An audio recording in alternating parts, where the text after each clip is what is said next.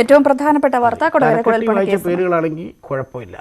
അതിനപ്പുറത്തോട്ട് ഇവരുടെ ഫുൾ പേരൊക്കെ വായിക്കാൻ പറഞ്ഞാൽ വല്ല രേഷ്മ എന്നോ സുമതി എന്നൊക്കെ ഇട്ട് നമുക്ക് വായിക്കാൻ എളുപ്പമായിരുന്നു. ഇതൊരു രക്ഷയില്ലാത്ത പേരുകളാണ്. ഇതെല്ലാം അങ്ങോട്ട് വരുമ്പോൾ നോക്കാം രണ്ട് കൽപ്പിച്ചു. കൊടകര കുഴൽപ്പണ കേസിലേക്ക് കടക്കാം. കൊടകര കുഴൽപ്പണ കേസിൽ അന്തർ സംസ്ഥാന ബന്ധങ്ങളുണ്ടെന്ന് ഇഡിക്ക് നൽകിയ റിപ്പോർട്ടിൽ പോലീസ് കവർച്ച ചെയ്യപ്പെട്ടതിനേക്കാൾ കൂടുതൽ പണം റെയ്ഡിൽ പിടിച്ചെടുത്തു എന്നും റിപ്പോർട്ടിൽ പറയുന്നുണ്ട്. അതിനിടെ 4 ലക്ഷം രൂപ കൂടി പ്രതികൾ ഹാജരാക്കിയിട്ടുണ്ട്. കൊടകര കുഴൽപ്പണ കേസിൽ ഈ മാസം 1-നാണ് പോലീസ് ഇഡിക്ക് റിപ്പോർട്ട് കൈമാറിയത്. കേസിൽ അന്തർ സംസ്ഥാന ബന്ധങ്ങളുണ്ടെന്നും കവർച്ച ചെയ്തതിൽ കൂടുതൽ പണം കണ്ടെടുത്തതായും റിപ്പോർട്ടിൽ പറയുന്നു. 3.5 കോടി രൂപ ഉണ്ടെന്ന നിഗമനത്തിലാണ് അന്വേഷണം തുടങ്ങിയത്. കൂടുതൽ പണം എത്തിയതായി സൂചനയുണ്ടെന്നും രാജ്യത്തിന്റെ സാമ്പത്തിക വ്യവസ്ഥയെ തകർക്കുന്ന തരത്തിലുള്ള കുറ്റകൃത്യമാണെന്നും വിശദീകരിക്കുന്നു. എന്നാൽ രാഷ്ട്രീയ ബന്ധങ്ങൾ വിശദീകരിച്ചിട്ടില്ലെന്നാണ് സൂചന. അതേസമയം കവർച്ചാ കേസിന്റെ അന്വേഷണം അവസാന ഘട്ടത്തിലേക്ക് കടന്നു. പണവുമായി വരുന്ന വിവരം ഗുണ്ടാ സംഘങ്ങളെ അറിയിച്ച റഷീദിനെ പോലീസ് ചോദ്യം ചെയ്തിരുന്നു. പണം വിവിധയാളുകളെ ഏൽപ്പിച്ചതായാണ് റഷീദിന്റെ മൊഴി. അതിനിടെ കവർച്ചാ തുകയിലെ 4 ലക്ഷം രൂപ കൂടി പ്രതികൾ ഹാജരാക്കി. ബഷീറും രഞ്ജിത്തുമാണ് പണം ഹാജരാക്കിയത്. ന്യൂസ് 18 തൃശൂർ. ബിജെപി സംസ്ഥാന അധ്യക്ഷൻ കെ സുരേന്ദ്രൻ ഇന്ന് സംഘടനാകാര്യ ജനറൽ സെക്രട്ടറി VL സന്തോഷുമായി കൂടിക്കാഴ്ച നടത്തും. ദില്ലിയിലാണ് കൂടിക്കാഴ്ച. കേരളത്തിൽ പാർട്ടിയെ പ്രതിരോധത്തിലാക്കിയ വിവാദങ്ങൾ സുരേന്ദ്രൻ വിശദീകരിക്കും. കേരളത്തിലെ വിവാദങ്ങളിലും സുരേന്ദ്രന്റെ പ്രവർത്തനങ്ങളിലും RSSന് അതൃപ്തിയുണ്ട്. ഈ സാഹചര്യത്തിലാണ് BJPയെയും RSSനെയും ബന്ധിപ്പിക്കുന്ന പ്രധാന ചുമതല വഹിക്കുന്ന സംഘടനാകാര്യ ജനറൽ സെക്രട്ടറിയുമായി സുരേന്ദ്രന്റെ കൂടിക്കാഴ്ച. ഇതിനായി ഡൽഹിയിൽ സുരേന്ദ്രൻ തുടരുകയാണ്. വിവാദത്തിനിടയാക്കിയ സംഭവങ്ങളും തുടർന്നുണ്ടായ സാഹചര്യങ്ങളും സുരേന്ദ്രൻ ധരിപ്പിക്കും. മഞ്ചേശ്വരത്ത് സ്ഥാനാർത്ഥിത്വം പിൻവലിക്കാൻ പണം നൽകിയത്, കൊടകര കുഴൽപ്പണ കവർച്ച തുടങ്ങിയ ആരോപണങ്ങളുടെ പശ്ചാത്തലത്തിൽ പാർട്ടിയിലെ എതിർചേരി സുരേന്ദ്രനെതിരെ പടയൊരുക്കത്തിലാണ്. അധ്യക്ഷ സ്ഥാനത്ത് നിന്ന് സുരേന്ദ്രനെ ഇപ്പോൾ മാറ്റേണ്ടെന്ന് കേന്ദ്ര നേതൃത്വം തീരുമാനിച്ചിരുന്നു. ഇപ്പോൾ നടപടിയെടുത്താൽ ആരോപണങ്ങൾ പാർട്ടി ശരിവെക്കുകയാണെന്ന പ്രതീതി സൃഷ്ടിക്കുമെന്ന് നേതാക്കൾ വിലയിരുത്തി. BJPക്കെതിരെയുള്ള ആക്രമണങ്ങളെ ശക്തമായി പ്രതിരോധിക്കാൻ ദേശീയ അധ്യക്ഷൻ JP നദ്ദ ആവശ്യപ്പെട്ടു എന്നായിരുന്നു ഇന്നലെ കെ സുരേന്ദ്രന്റെ പ്രതികരണം. പാർട്ടിയെ പ്രതിക്കൂട്ടിലാക്കുന്ന വിവാദങ്ങളെ ഒറ്റക്കെട്ടായി പ്രതിരോധിക്കാനുള്ള കേന്ദ്ര നേതൃത്വത്തിന്റെ നിർദ്ദേശം സുരേന്ദ്രന് താൽക്കാലികമായെങ്കിലും ആശ്വാസമാണ്. KP Abhilash, news 18 Delhi. നമ്മൾ തുടക്കത്തിൽ പറഞ്ഞ പോലെയാണ് ഈ മുട്ടിൽ മരമുറി കേസ് സംസ്ഥാന സർക്കാരിനെതിരെയുള്ള ആയുധമാക്കാൻ BJP ആലോചിക്കുകയും അതുവഴിക്കാണ് ഇനി കാര്യങ്ങൾ പോകുന്നത്. കാരണം ഇത്ര വലിയ ഒരു ആരോപണത്തിൻ്റെ പശ്ചാത്തലത്തിൽ, അത് കൊടകര കുഴൽപ്പണ കേസ്, മഞ്ചേശ്വരത്തെ കോഴ ഇടപാട്, CK ജാനുവിന് പണം നൽകിയെന്ന ആരോപണം, ഇങ്ങനെ ആരോപണങ്ങളുടെ പെരുമഴയപ്പെട്ട് വല്ലാത്തൊരു അവസ്ഥയിലാണ്. സ്വാഭാവികമായും സംസ്ഥാന സർക്കാരിനെതിരെ ഇത്തരമൊരു കേസ് വരുമ്പോൾ അത് മുതലെടുക്കുക അല്ലെങ്കിൽ അതുമായി ബന്ധപ്പെട്ട് പ്രതിരോധിക്കുക എന്നുള്ളത് എല്ലാവരും ചെയ്യുന്നതാണ്. BJP ഒരു വഴി കൂടി കടന്ന് കേന്ദ്രമന്ത്രി V മുരളീധരൻ എന്ന സ്ഥലത്ത് അവിടെ എത്തുകയും സ്ഥലം സന്ദർശിക്കുകയും ചെയ്യും. എനിക്ക് തോന്നുന്നു പക്ഷേ പുള്ളി സന്ദർശിക്കാൻ തുടങ്ങുകയാണെങ്കിൽ കേരളം മൊത്തം പോകേണ്ടി വരുന്നതാണ്. കാരണം ഈ മരമുറി ഒരുപാട് സ്ഥലത്ത് 6-7 ജില്ലകളിലായി അതിപ്പം. അപ്പോൾ ആ വാർത്തയിലേക്കാണ്. വാഴവറ്റിക്ക് സമീപമുള്ള മരമുറിച്ച കോളനി ഉൾപ്പെടെയുള്ള സ്ഥലങ്ങളാണ് V മുരളീധരൻ സന്ദർശിക്കുക. അതിനിടെ വനംവകുപ്പ് രൂപീകരിച്ച പ്രത്യേക അന്വേഷണ സംഘം കേസിൽ അന്വേഷണം തുടങ്ങിയിട്ടുമുണ്ട്.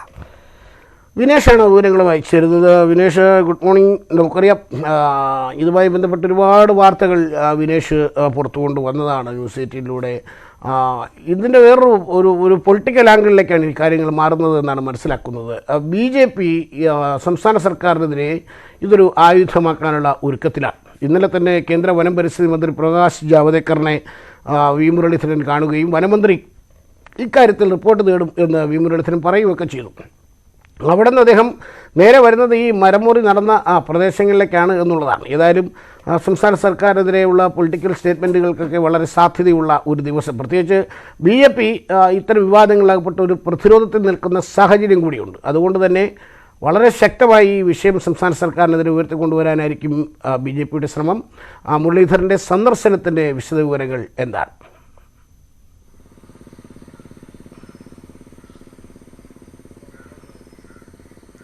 Lallu, good morning. പ്രധാനമായും ഈ വിഷയം ഉയർത്തി തന്നെ വലിയ പ്രചാരണങ്ങൾ വരും ദിവസങ്ങളിൽ വലിയ പ്രക്ഷോഭങ്ങളാണ് BJP ഉദ്ദേശിക്കുന്നത് എന്നാണ് നമുക്ക് മനസ്സിലാവുന്നത്. കാരണം കുഴൽപ്പണക്കേസുമായി ബന്ധപ്പെട്ട് BJP വലിയ പ്രതിരോധത്തിലായിരിക്കെ അവർക്ക് കിട്ടിയ ഒരു ഈ സർക്കാരിനെ അടിക്കാൻ കിട്ടിയ ഒരു വടിയാണ് ഇപ്പോൾ ഈ ഈട്ടിമരക്കൊള്ള എന്നുള്ള കാര്യത്തിൽ സംശയമില്ല. സ്വാഭാവികമായും അത് വലിയ തോതിൽ തന്നെ പ്രചരണം നടത്തുകയും ഒപ്പം തന്നെ കേന്ദ്ര വനം പരിസ്ഥിതി മന്ത്രാലയത്തെ ഈ വിഷയത്തിൽ ഇടപെടുകയും ഇന്നലെ വി മുരളീധരൻ ഇത് സംബന്ധിച്ച് പ്രകാശ് ജാവ്ദേക്കറുമായി സംസാരിക്കുകയും ചെയ്തിരുന്നു. ആ സമയത്തും അദ്ദേഹം ഈ വിഷയത്തിൽ ഇത്തരത്തിൽ ഒരു പ്രത്യേക സംഘത്തെ ഉൾപ്പെടെ ഇങ്ങോട്ട് കൊണ്ടുവരിക, ഇത് അന്വേഷിക്കാനുള്ള ഒരു വനം പരിസ്ഥിതി മന്ത്രാലയത്തിൻ്റെ കീഴിലുള്ള പ്രത്യേക സംഘത്തെ കൊണ്ട് ഇവിടുത്തെ വിഷയങ്ങൾ ഇത് പരിശോധിക്കുന്ന ഉൾപ്പെടെയുള്ള കാര്യങ്ങളിലേക്ക് സംസാരിച്ചു എന്നാണ് നമുക്ക് അറിയാൻ കഴിയുന്നത്. അദ്ദേഹം ബാംഗ്ലൂരിൽ നിന്ന് അല്പസമയത്തിനകം തന്നെ ഒരു ഏകദേശം 8 മണിയോടുകൂടി തന്നെ കണ്ണൂരിലാണ് എത്തുക വി മുരളീധരൻ. അതിനുശേഷം കണ്ണൂരിൽ നിന്ന് കാറ് മാർഗമായിരിക്കും കൽപ്പറ്റയിലെത്തുക. കൽപ്പറ്റയിലെത്തിയതിനു ശേഷം 11 മണിക്ക് കൽപ്പറ്റ എത്തും. 11 മണിക്ക് ശേഷമാണ് അദ്ദേഹം ഈ മുട്ടിൽ സൗത്ത് വില്ലേജിലെ മരമുറി നടന്ന ആദിവാസി കോളനികൾ ഉൾപ്പെടെയുള്ള സ്ഥലങ്ങൾ സന്ദർശിക്കുക എന്നാണ് ഇപ്പോൾ നമുക്ക് ലഭ്യമാവുന്ന വിവരം. ഒപ്പം തന്നെ ഈ മരമുറിയുമായി ബന്ധപ്പെട്ട് കേരളത്തിലെ വിവിധ ഭാഗങ്ങളിൽ ഇത്തരത്തിലുള്ള മരമുറി ഉണ്ടായിട്ടുണ്ട്. വയനാട്, തൃശ്ശൂർ ജില്ലകളിലാണ് ഏറ്റവും കൂടുതൽ മരമുറി ഉണ്ടായിട്ടുള്ളത്. ഈ മരമുറിയുടെ പശ്ചാത്തലത്തിൽ ഒരു പ്രത്യേക സംഘത്തെ നിയോഗിച്ചിട്ടുണ്ട്. അതായത് 5 ടീമുകളാണ്, 5 ടീമുകളായിട്ടാണിത്. ഇതിൽ പ്രധാനമായും വയനാട്, കണ്ണൂർ പോലുള്ള സ്ഥലങ്ങളിൽ വയനാട് കണ്ണൂർ പോലുള്ള സ്ഥലങ്ങളിൽ ഷാനവാസ് DFOയുടെ നേതൃത്വത്തിലുള്ള സംഘമാണ് അന്വേഷിക്കുന്നത്. അതുപോലെ തന്നെ ഏറ്റവും കൂടുതൽ മരം കൊള്ള നടന്ന മറ്റൊരു ജില്ലയാണ് തൃശ്ശൂർ, എറണാകുളം ജില്ലകൾ. ധനേഷ് കുമാർ ഇത്തരത്തിലുള്ള ആളുകളെ ഉപയോഗിച്ചുകൊണ്ടുള്ള ഒരു സംഘമാണ് ഇത് അന്വേഷിക്കുന്നത്. ഇതിൻ്റെ വില്ലേജ്, അതായത് ഈ ഫോറസ്റ്റ് കൺസർവേറ്റർ, വിജിലൻസ് വിഭാഗത്തിലെ ഫോറസ്റ്റ് കൺസർവേറ്ററായ പ്രിൻസിപ്പൽ ഫോറസ്റ്റ് കൺസർവേറ്ററായ ഗംഗാ സിംഗ് ആണ് ഇത് നേതൃത്വം നൽകുന്നത്. അദ്ദേഹമാണ് ഇതിൻ്റെ ടീം ക്യാപ്റ്റൻ. അദ്ദേഹത്തിൻ്റെ നേതൃത്വത്തിലാണ് ഈ അന്വേഷണം നടക്കുന്നത്. പക്ഷേ ഇതിലൊരു കാര്യം, ഈ NT സാജൻ, അതായത് ഈ ഫോറസ്റ്റ് കൺസർവേറ്റർ, സോഷ്യൽ ഫോറസ്ട്രിയുടെ ഫോറസ്റ്റ് കൺസർവേറ്റർ ഉൾപ്പെടെ ആരോപണ വിധേയനായ ഒരു കേസാണ്. സ്വാഭാവികമായും DFO തലത്തിലുള്ള ആളുകൾ അന്വേഷിച്ചു കഴിഞ്ഞാൽ ഇത് അട്ടിമറിക്കാനുള്ളൊരു സാധ്യത ഉണ്ടോ എന്നുള്ള ഒരു സംശയം പരിസ്ഥിതി സ്നേഹികൾക്കുൾപ്പെടെ ഉണ്ട്. അവർ ആ ഒരു ആശങ്ക രേഖപ്പെടുത്തുകയും ചെയ്യുന്നുണ്ട്. ഒരു DFOയുടെ മുകളിലുള്ള ആളുകളെ കൊണ്ട് അന്വേഷിപ്പിക്കാതെ DFO തലത്തിലുള്ള ഒരു അന്വേഷണം നടന്നു കഴിഞ്ഞാൽ അതിന് മുകളിലാണ് പല ആളുകളും, ഇതിൽ നേരിട്ട് ബന്ധമുള്ളവരും ഈ മരം കൊള്ളക്കാരുമായും ഈ മാഫിയകളുമായി ബന്ധമുള്ള ആളുകൾ പലരും അത്തരത്തിലുള്ള ആളുകളാണ്.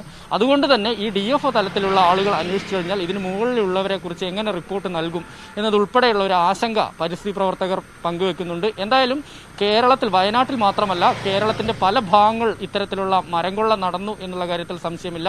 ഇതിന് കൃത്യമായി തന്നെ 12 ദിവസത്തിനകം തന്നെ ഇത് സംബന്ധിച്ചുള്ള കൃത്യമായ ഒരു അന്വേഷണ റിപ്പോർട്ട് ഈ സംഘം തയ്യാറാക്കേണ്ടതുണ്ട്. അതിൻ്റെ നടപടിക്രമങ്ങളാണ് ആരംഭിച്ചിട്ടുള്ളത്. ഇന്നലെ മുതൽ തന്നെ ഈ സ്ഥലങ്ങളിലെല്ലാം തന്നെ അന്വേഷണം ആരംഭിച്ചിട്ടുണ്ട്. ഇന്നലെ വയനാട്ടിൽ പ്രത്യേക സംഘം, ഈ ഒരു വനം വകുപ്പ് രൂപീകരിച്ച സംഘം വന്നതിൻ്റെ പരിശോധനയും മറ്റും നടത്തിയിട്ടുണ്ട്. ഒപ്പം തന്നെ മറ്റുള്ള ജില്ലകളിലും ഇത് സംബന്ധിച്ച് സമാനമായ രീതിയിലുള്ള അന്വേഷണം നടക്കുന്നുണ്ട്.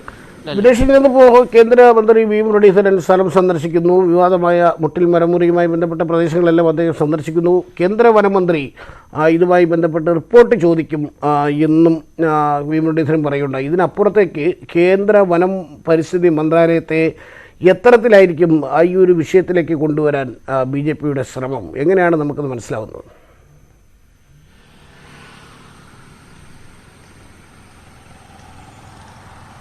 ലല്ലു, സാധാരണ നിലയിൽ നമുക്കറിയാം വനവുമായി ബന്ധപ്പെട്ട കേസുകൾ സംസ്ഥാന സർക്കാരിന് ആ വിഷയത്തിൽ ഇടപെടുന്നതിൽ പരിമിതികളുണ്ട്. കാരണം കേന്ദ്ര വനം പരിസ്ഥിതി മന്ത്രാലയത്തിൻ്റെ നേരിട്ടുള്ള നിയന്ത്രണത്തിലാണ് വനം കേസുകളും മറ്റു കാര്യങ്ങളും എല്ലാം തന്നെ. അപ്പോൾ ഇത്തരത്തിലൊരു മരമുറി അത് തന്നെ റിസർവ് ചെയ്തു വെച്ചിരിക്കുന്ന മരങ്ങളാണ്. സ്വാഭാവികമായും വനഭൂമിയിലല്ലെങ്കിൽ പോലും ഈ മരത്തിന് ഉള്ള ഉത്തരവാദിത്വം, അതായത് ഇതിൻ്റെ കസ്റ്റോഡിയൻ റവന്യൂ വകുപ്പ് ആണെങ്കിൽ പോലും ഇത്തരത്തിൽ പരിസ്ഥിതിയെ അത്രത്തോളം പരിസ്ഥിതിയുടെ സന്തുലിതാവസ്ഥയെ നിലനിർത്തുന്നത് ഇത്തരത്തിലുള്ള മരങ്ങളാണ്. സ്വാഭാവികമായും വയനാട് പോലുള്ള അത്രത്തോളം പരിസ്ഥിതി പ്രാധാന്യമുള്ളതും ഈ പ്രകൃതി ദുരന്ത സാധ്യത ഏറെയുള്ളതുമായ ഒരു ജില്ലയിൽ നടന്നിരിക്കുന്ന മരം കൊള്ളയാണ്. സ്വാഭാവികമായും അതിൽ വനം പരിസ്ഥിതി മന്ത്രാലയത്തിന് നേരിട്ട് ഇടപെടാൻ കഴിയും എന്നാണ് പറയുന്നത്. അത് പരമാവധി അവരെ ഇടപെടുകയും, നമുക്കറിയാം കഴിഞ്ഞ കുറച്ച് കാലങ്ങളായി ED എല്ലാം തന്നെ പിന്നെ കേരളത്തിലെ പല കേസുകൾ അന്വേഷിക്കുന്നു, അത്തരത്തിലുള്ള നീക്കങ്ങൾ നടത്തുന്നു, സംസ്ഥാന സർക്കാരിനെ പിന്നെ പ്രതിരോധത്തിലാക്കുന്ന രീതിയിലുള്ള നടപടികൾ ഉണ്ടാവുന്നു. അങ്ങനെയുള്ള ഒരു രീതിയിലേക്ക് ഇതും കൊണ്ടുപോകുക എന്നൊരു ലക്ഷ്യം കൂടിയുണ്ട്. ഒപ്പം തന്നെ ഇന്നലെ മറ്റൊരു കാര്യം കൂടെ സംഭവിച്ചത്, ഇത് സംബന്ധിച്ച് പണയിടപാടുകൾ, ഈ മരമുറിയുമായി ബന്ധപ്പെട്ടുകൊണ്ടുള്ള പണയിടപാടുകൾ എൻഫോഴ്സ്മെന്റ് ഡയറക്ടറേറ്റ് അന്വേഷിക്കുമെന്നുള്ള ഒരു വിവരം കൂടി ഇന്നലെ EDയിൽ നിന്ന് നമുക്ക് ലഭ്യമായിരിക്കുന്നു. ഈ മലബാർ റീജിയൻ എന്നാണ് ഇത് സംബന്ധിച്ചുള്ള, അതായത് KM ഷാജിയുടെ ഉൾപ്പെടെയുള്ള കേസുകൾ അന്വേഷിച്ച കോഴിക്കോട് ആസ്ഥാനമായുള്ള സംഘമായിരിക്കും ഇത് അന്വേഷിച്ചു വരുന്നത്. അതിൻ്റെ വിവരങ്ങൾ, ഇത് സംബന്ധിച്ചുള്ള പണ ഇടപാടിൻ്റെ വിവരങ്ങൾ ED ശേഖരിച്ചു വരുന്നു എന്നുള്ളത് തന്നെയാണ് നമുക്ക് ലഭ്യമാകുന്ന വിവരം. മരമുറിയിലേക്ക് പോകുമ്പോൾ മരമുറി നേരിട്ട് EDക്ക് അന്വേഷിക്കാൻ കഴിയില്ല. ഇതിലെ സാമ്പത്തിക ഇടപാടുകളും ഇതിൽ മറ്റേതെങ്കിലും രീതിയിലുള്ള ഈ ഇടപാടുകൾ, അതായത് മറ്റേതെങ്കിലും വിധ്വംസക പ്രവർത്തനങ്ങൾക്കുള്ള കാര്യങ്ങൾ എന്തെങ്കിലും ഈ പണമിടപാടുമായി ബന്ധപ്പെട്ടുണ്ടോ എന്നുൾപ്പെടെയുള്ള കാര്യങ്ങൾ മാത്രമേ അന്വേഷിക്കാൻ കഴിയൂ. മരമുറിയിലേക്ക് പോകുമ്പോൾ മരമുറി പ്രധാനമായും അന്വേഷിക്കുന്നത് സംസ്ഥാന സർക്കാർ തന്നെയായിരിക്കും. വനം പരിസ്ഥിതി മന്ത്രാലയത്തിന് ഇതിൽ കൃത്യമായി പരിശോധിക്കാൻ വേണമെങ്കിൽ അവിടെ നിന്ന് ഒരു പ്രതിനിധിയെ ഇങ്ങോട്ട് അയക്കാം. അത് സാധാരണ നിലയിൽ നമുക്കറിയാം, വയനാട്ടിലെ പിന്നെ പൂക്കോട് വെറ്റിനറി കോളേജിലെല്ലാം തന്നെ അവിടെ ഈ വനം വകുപ്പ് നൽകിയ ഭൂമി, അല്ലെങ്കിൽ വനം വകുപ്പ് റവന്യൂ വകുപ്പിന് കൈമാറി ആദിവാസികൾക്ക് വിതരണം ചെയ്യാൻ കൊടുത്ത ഭൂമിയിൽ ഇതുപോലെ തന്നെ നിർമ്മാണ പ്രവർത്തനങ്ങൾ വന്നപ്പോൾ ഇത് കേന്ദ്ര വനം പരിസ്ഥിതി മന്ത്രാലയം നേരിട്ട് ഇടപെടുകയും ഇവിടെ അവരുടെ ഒരു പ്രതിനിധി എത്തി കൃത്യമായി പരിശോധിക്കുകയും ചെയ്തതിന് ശേഷമാണ് ഇത്തരത്തിലുള്ള നിർമ്മാണ പ്രവർത്തനങ്ങൾ വലിയ തോതിലുള്ള വിവരങ്ങൾ നൽകിയത്. ഏതായാലും മുട്ടൽ മരമുറി കേസ് രാഷ്ട്രീയ ആയുധമാക്കാൻ സംസ്ഥാന സർക്കാരിനെതിരെ വലിയ ആയുധമാക്കാനുള്ള ശ്രമത്തിലാണ്, ഒരുക്കത്തിലാണ് BJP. അതിൻ്റെ ഭാഗമായി കേന്ദ്ര സഹമന്ത്രി V. മുരളീധരൻ ഇന്ന് ഈ മരമുറി നടന്ന പ്രദേശങ്ങൾ സന്ദർശിക്കും എന്നുള്ള വിവരമാണ് വിനേഷ് നൽകുന്നത്. അദ്ദേഹത്തിൻ്റെ സന്ദർശന വിവരങ്ങളാണ് നൽകിയത്. മുട്ടലുമായി ബന്ധപ്പെട്ട് വേറെയും വാർത്തകൾ നമ്മുടെ കയ്യിലുണ്ട്. മുട്ടൽ മരമുറി വിവാദം പുകയുമ്പോഴും കുറ്റക്കാരായ ഉദ്യോഗസ്ഥർക്കെതിരെ നടപടിയെടുക്കാതെ വനം വകുപ്പ്. ഉദ്യോഗസ്ഥർക്ക് കൈക്കൂലി കൊടുത്തെന്ന പ്രതിയുടെ ആരോപണത്തിൽ തൽക്കാലം അന്വേഷണം വേണ്ടെന്നാണ് തീരുമാനം. വിവിധ ജില്ലകളിൽ കോടിക്കണക്കിന് രൂപ വിലമതിക്കുന്ന മരങ്ങൾ മുറിച്ചു കടത്തിയ സംഭവത്തിൽ ഒത്താശ ചെയ്ത ഉദ്യോഗസ്ഥർ സർവീസിൽ തുടരുകയാണ്. അനധികൃത മരം മുറി ബോധ്യപ്പെട്ടതിന്റെ അടിസ്ഥാനത്തിൽ ഉത്തരവ് റദ്ദു ചെയ്തിട്ടും കുറ്റക്കാർക്കെതിരെ നടപടിയെടുക്കാത്തത് ഉന്നത ബന്ധത്തിന്റെ സൂചനയാണെന്നാണ് വിലയിരുത്തൽ. വയനാട് മേപ്പാടി റേഞ്ച് ഓഫീസർ സമീറിനെതിരെ വ്യാജ അന്വേഷണ റിപ്പോർട്ട് തയ്യാറാക്കിയ Kozhikode social forestry conservator NT സാജനെ വകുപ്പ് ഇപ്പോഴും സംരക്ഷിക്കുകയാണ്. മരങ്ങൾ മുറിക്കാൻ സർട്ടിഫിക്കറ്റ് നൽകുന്നതിന് മുമ്പ് വില്ലേജ് ഓഫീസിലുള്ള ട്രീ രജിസ്റ്റർ പരിശോധിച്ച് ഉറപ്പുവരുത്തണമെന്ന നിയമം കാറ്റിൽ പറത്തിയാണ് വ്യാപകമായി മരം മുറിക്കാൻ വില്ലേജ് ഓഫീസർമാർ ലൈസൻസ് നൽകിയത്. ആദിവാസികളായ കർഷകന്റെ പേരിൽ സർട്ടിഫിക്കറ്റിന് അപേക്ഷ നൽകിയതെല്ലാം മരം മാഫിയയായിരുന്നു എന്നതാണ് പുറത്തുവരുന്ന വിവരം. വനം കൊള്ളയ്ക്ക് കൂട്ടുനിന്ന റേഞ്ച് ഓഫീസർമാർ, വില്ലേജ് ഓഫീസർമാർ എന്നിവർക്കെതിരെ നടപടിയെടുക്കാത്തതും ഉന്നത ബന്ധത്തിന്റെ സൂചനയാണെന്നാണ് ആരോപണം. ന്യൂസ് 18 തിരുവനന്തപുരം. വളരെ പ്രധാനപ്പെട്ട വാർത്തയിലേക്കാണ്. സംസ്ഥാനത്ത് ലോക്ക്ഡൌണിൽ ഇന്ന് പ്രത്യേക ഇളവുകൾ. ആഭരണം, സ്റ്റേഷനറി, കണ്ണട, ചെരുപ്പ്, വസ്ത്രങ്ങൾ എന്നിവ വിൽക്കുന്ന കടകൾ ഇന്ന് തുറക്കാം. പുസ്തകങ്ങളും ശ്രവണ സഹായികൾ വിൽക്കുന്ന കടകൾക്കും മൊബൈൽ ഷോപ്പുകളും തുറക്കാൻ അനുമതിയുണ്ട്. അറ്റകുറ്റപ്പണികൾക്കായി ഷോപ്പുകൾ തുറക്കാനും തടസ്സമില്ല. ശനി ഞായർ ദിവസങ്ങളിൽ ട്രിപ്പിൾ ലോക്ക്ഡൌണിന് സമാനമായ നിയന്ത്രണങ്ങൾ നടപ്പാക്കും. അവശ്യ സേവനങ്ങൾക്ക് മാത്രമാകും പ്രവർത്തനാനുമതി. പഴം, പച്ചക്കറികൾ, മത്സ്യം, മാംസം എന്നിവ വിൽക്കുന്ന കടകൾക്ക് പ്രവർത്തിക്കാം. ഹോട്ടലുകളിൽ നിന്ന് നാളെയും മറ്റന്നാളും ഹോം ഡെലിവറിക്ക് മാത്രമാകും അനുമതി. കോവിഡ് ബാധിച്ച് മരിച്ചയാളുടെ മൃതദേഹം കുളിപ്പിക്കാൻ സമ്മതിക്കാത്തതിന് ആംബുലൻസ് ഡ്രൈവർക്ക് മർദ്ദനം. കോഴിക്കോട് ജില്ലാ കോവിഡ് ആംബുലൻസ് സെൽ അംഗം അറഫാത്തിനാണ് മർദ്ദനമേറ്റത്. യൂത്ത് ലീഗ് പ്രവർത്തകരാണ് മർദ്ദിച്ചതെന്ന് ആംബുലൻസ് ഡ്രൈവർമാർ ആരോപിച്ചു. കോഴിക്കോട് ബീച്ച് ആശുപത്രിയിൽ ചികിത്സയിലിരിക്കെ മരിച്ച കോവിഡ് രോഗിയുടെ മൃതദേഹം കിനാശ്ശേരി പൊക്കുന്നുപള്ളിയിൽ സംസ്കരിച്ച് മടങ്ങുമ്പോഴാണ് ആംബുലൻസ് ഡ്രൈവർ അറഫാത്തിനെ ഒരു കൂട്ടം ആളുകൾ ആക്രമിച്ചത്. കഴിഞ്ഞ ആഴ്ച മറ്റൊരു മൃതദേഹം സംസ്കരിക്കുന്നതിന് മുൻപ് ബാഗ് അഴിച്ച് കുളിപ്പിക്കാൻ ചിലർ നിർബന്ധം പിടിച്ചിരുന്നു.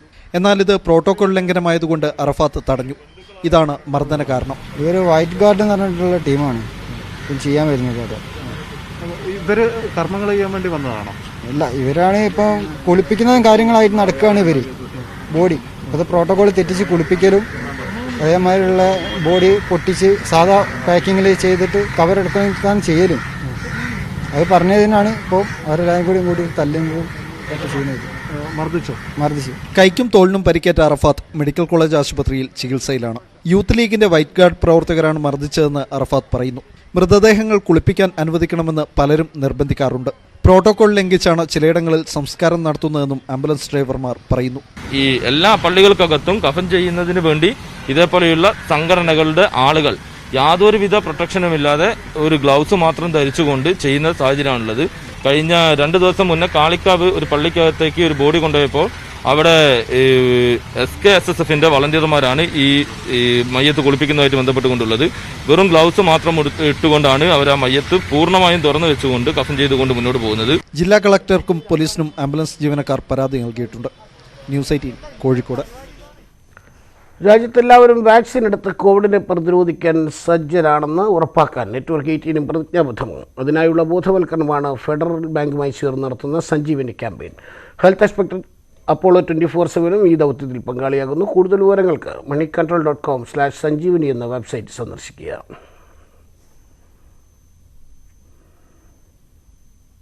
രണ്ട് തരം വാർത്തയാണ് നമ്മൾ ഇന്നലെ കണ്ടത്. ഒന്ന്, 10 വർഷം മുറിക്ക് പുറത്തിറങ്ങാതെ ഒരു വീട്ടിൽ താമസിച്ച ആ വാർത്ത ഇപ്പോഴും 90% പേർക്കും ആ വാർത്ത വിശ്വസിക്കാൻ കഴിഞ്ഞിട്ടില്ല. അതിന് 2 ദിവസം മുമ്പാണ് കൊച്ചി ഫ്ലാറ്റിലെ ആ ക്രൂരമായ പീഡനത്തിൻ്റെ വാർത്ത പുറത്തു വരുന്നത്. രണ്ട് മനുഷ്യരാണ്, 2 തരം മനുഷ്യരാണ്. അപ്പോൾ എന്തായാലും കൊച്ചി ഫ്ലാറ്റിലെ ക്രൂരപീഡനത്തിൻ്റെ ആ യുവാവിനെ ഇന്നലെ രാത്രി പോലീസ് അറസ്റ്റ് ചെയ്തു എന്നുള്ള വാർത്തയാണ്. വലിയ വാർത്താ പ്രാധാന്യം നേടിയ ഒരു സംഭവമാണ്. അതിൽ പ്രധാന പ്രതിയെ പോലീസ് അറസ്റ്റ് ചെയ്തിരിക്കുന്നു. ആ വാർത്തയിലേക്കാണ് നമ്മളിൽ പോകുന്നത്. കൊച്ചിയിലെ ഫ്ളാറ്റിൽ യുവതിയെ ക്രൂരപീഡനത്തിന് ഇരയാക്കിയ കേസിലെ പ്രതി മാർട്ടിൻ ജോസഫുമായി പോലീസ് ഇന്ന് തെളിവെടുക്കും. പീഡനം നടന്ന മറൈൻ ഡ്രൈവിലും ഫ്ളാറ്റിലും മാർട്ടിൻ താമസിച്ച വിവിധയിടങ്ങളിലും തെളിവെടുക്കും. ഇന്നലെ തൃശൂരിൽ പിടിയിലായ മാർട്ടിനെ ഇന്ന് പുലർച്ചെയാണ് കൊച്ചിയിൽ എത്തിച്ചത്. സിജോയാണ് വിവരങ്ങളുമായി ചേരുന്നത്. സിജോ, കേരളം മുഴുവൻ ശ്രദ്ധിച്ച ഒരു വലിയ കേസിലെ പ്രധാനപ്പെട്ട പ്രതിയെ പിടികൂടാൻ പോലീസിനായിരിക്കുന്നു എന്നുള്ളതാണ് ഏറ്റവും പ്രധാനപ്പെട്ട കാര്യം. ഉടൻ പിടികൂടുമെന്ന് 2 ദിവസം മുമ്പ് അല്ലെങ്കിൽ ഇന്നലെ ഉച്ചയ്ക്കും സിറ്റി പോലീസ് കമ്മീഷണർ മാധ്യമങ്ങളോട് പറഞ്ഞതാണ്. ഇന്നലെ രാത്രിയോടുകൂടി ഈ പ്രതിയെ പിടികൂടാൻ പോലീസിന് കഴിഞ്ഞിരിക്കുന്നു. ഏറ്റവും പ്രധാനപ്പെട്ട ഒരു കാര്യം, ഇന്ന് മാർട്ടിനെ ഈ മറൈൻ ഡ്രൈവിലെ ഫ്ലാറ്റിലും അതുപോലെ തന്നെ മാർട്ടിൻ താമസിച്ച വിവിധ ഇടങ്ങളിലും കൊണ്ടുപോയി തെളിവെടുപ്പ് നടത്തും എന്നാണ് മനസ്സിലാക്കുന്നത്. ഇന്നലെ ഇയാൾ അറസ്റ്റ് ചെയ്തതിന് ശേഷം നമുക്ക് എന്തെങ്കിലും വിവരങ്ങൾ പോലീസിൻ്റെ കയ്യിൽ നിന്ന് കിട്ടിയിട്ടുണ്ട്? എന്താണ് ഇയാൾക്ക് ഇങ്ങനെയൊക്കെ ചെയ്യാനുള്ളൊരു പ്രകോപനം, അല്ലെങ്കിൽ ഇയാളുടെ ഒരു മറ്റ് സ്വഭാവങ്ങളെ പറ്റി എന്തെങ്കിലും തരത്തിലുള്ള ഇൻഫർമേഷൻ പോലീസിൽ നിന്ന് നമുക്ക് കിട്ടിയിട്ടുണ്ടോ?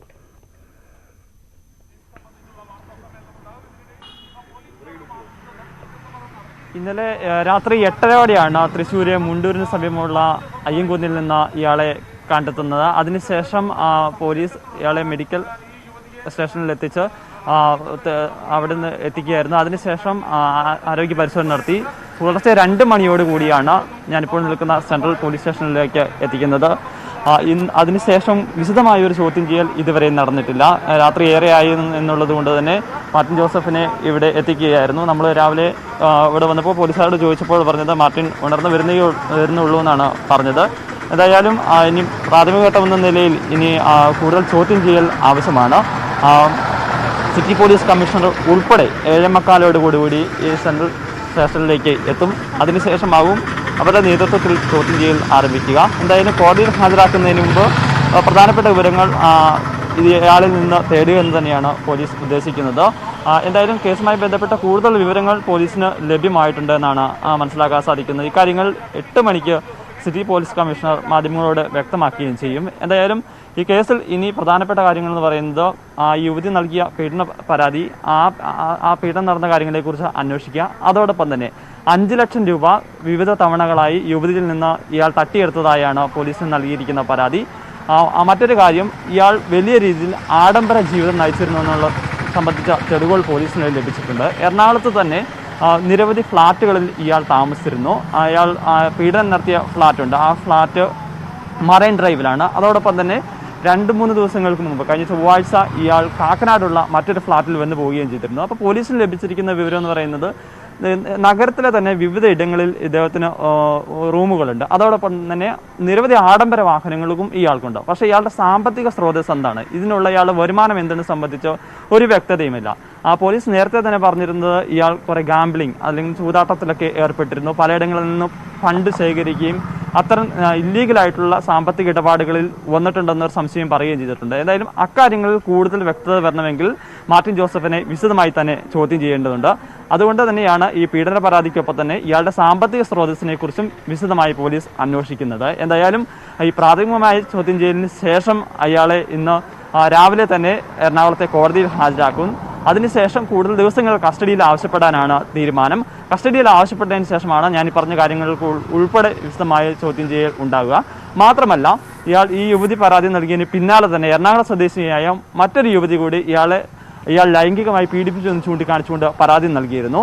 ഇയാൾക്ക് ഇത്തരത്തിലൊരു ക്രിമിനൽ ഒരു പശ്ചാത്തലം ഉണ്ടെന്ന് തന്നെയാണ് പോലീസ് കരുതുന്നത്. ഒരു നൽകിയത്. ഏതായാലും ഈ തെളിവെടുപ്പും അതുപോലെ തന്നെ കോടതിയിൽ ഹാജരാക്കലും ഒക്കെ ബന്ധപ്പെട്ട് സംഭവങ്ങളൊക്കെ നടക്കുമ്പോൾ പ്രത്യേകിച്ച് ഇന്ന് കൊച്ചി പോലീസ് മാധ്യമങ്ങളെ കാണാനുള്ള സാധ്യതയുണ്ട്. ഏതായാലും അതുമായി ബന്ധപ്പെട്ട് കൂടുതൽ വാർത്തകൾ അപ്പോൾ സിജു ലഭ്യമാക്കും. ഏതായാലും സിജു രാവിലെ തന്നെ ഫീൽഡിലുണ്ട്, സെൻട്രൽ പോലീസ് സ്റ്റേഷൻ്റെ മുന്നിൽ തന്നെ ഉണ്ട്.